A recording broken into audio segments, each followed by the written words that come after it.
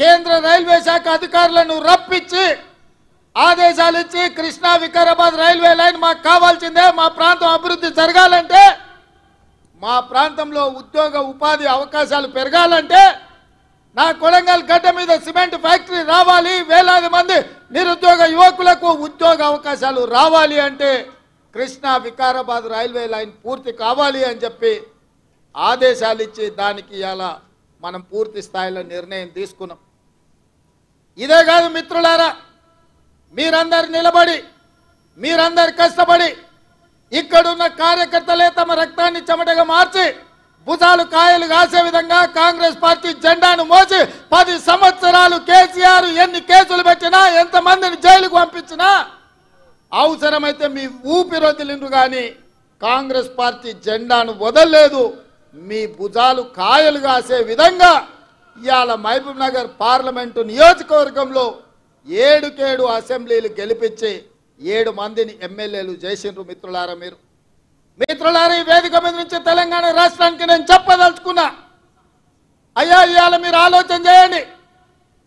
మేము కాంట్రాక్టర్లకో శ్రీమంతులకో లేకపోతే జాగీర్దారులకో జమీందారులకో టికెట్లు ఇయ్యలే. షాద్నగర్లో నేను టికెట్ ఇచ్చిన ఈర్లపల్లి శంకర్ ఒక రజక కుటుంబం నుంచి, సామాన్య కుటుంబం నుంచి, ఒక రజక కుటుంబంలో ఉన్నవాడు పైకి రావాలంటే ఎంత కష్టమో మీరు ఆలోచన చేయండి. ఇవాళ ఈ రాష్ట్రం మొత్తం మీద ఒక రజక కుటుంబం నుంచి ఒక యువకుడు ఎమ్మెల్యే అయిందంటే అది కాంగ్రెస్ పార్టీ శ్రీమతి సోనియా గాంధీ గారి ఆశీర్వాదంతో ఒక రజకుడు కూడా ఇవాళ కాంగ్రెస్ పార్టీలో ఎమ్మెల్యే అయిందని నేను చెప్పదలుచుకున్నాను. అదేవిధంగా మక్తల్ ప్రాంతంలో అతి చిన్న స్థాయి కార్యకర్త నుంచి కష్టపడి పైకి వచ్చి కాంగ్రెస్ పార్టీ జిల్లా పార్టీ అధ్యక్షుడిగా జడ్పీటీసీగా మీకు అండగా నిలబడ్డ శ్రీహరిని సోనియమ్మ మల్లికార్జున్ ఖర్గే గారి ఆశీర్వాదంతో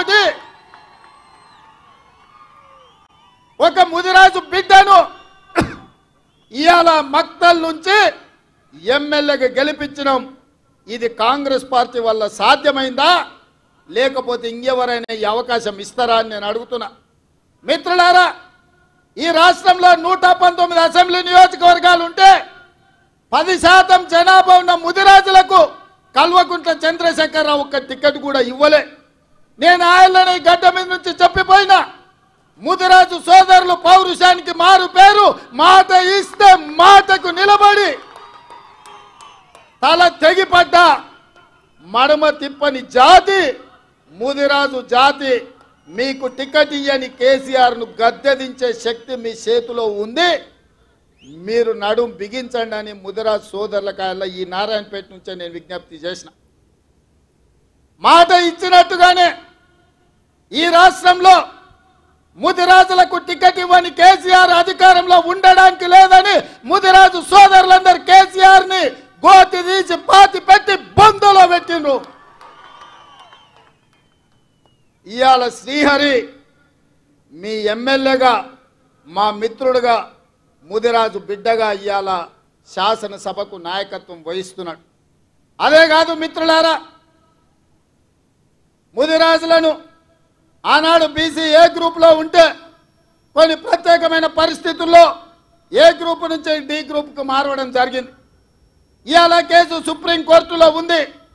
కేసీఆర్ నిర్లక్ష్యం వల్ల, కేసీఆర్ పట్టించుకోకపోవడం వల్ల, కేసీఆర్ సమర్థవంతమైన వాదన తెలంగాణ ప్రభుత్వం నుంచి సుప్రీంకోర్టులో వినిపించకపోవడం వల్ల ఇవాళ ఎన్నో లక్షలాది ఉద్యోగాల నియామకాలలో ముదిరాజు బిడ్డలకు అన్యాయం జరుగుతుంది.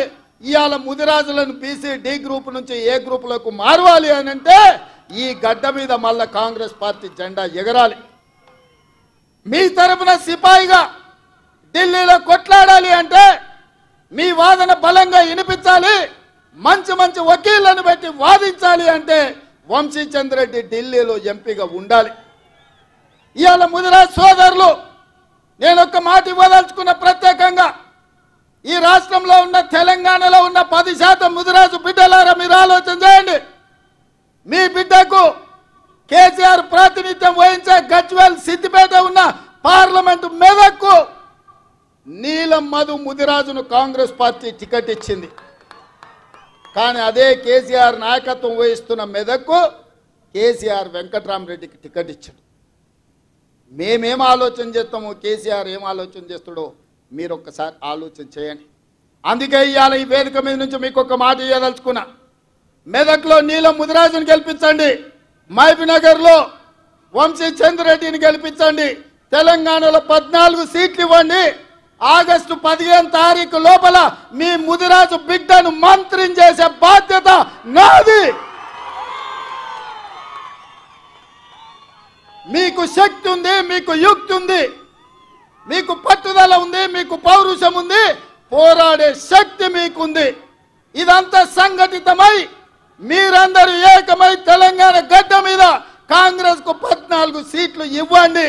మీ బిడ్డను 15 ఆగస్టు తిరిగే లోపల మంత్రిని చేసే బాధ్యత నేను తీసుకుంటా, మీకు మాట ఇస్తున్నా అని చెప్పి నేను ఈ వేదిక మీద నుంచి మీకు చెప్తున్నా. మిత్రులారా, రాజకీయంగా ఇవాళ ముదిరాజులు వెనుకబడ్డారు, మా మాదిగ సోదరులు వెనుకబడ్డారు.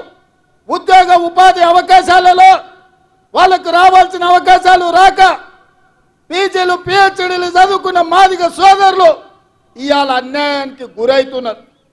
అందుకే మిత్రులారా, మాదిగల ఏబిసిడి వర్గీకరణ మీద 10 సంవత్సరాలు చంద్రశేఖర్ రావు సుప్రీంకోర్టులో కేసు వాదించకపోతే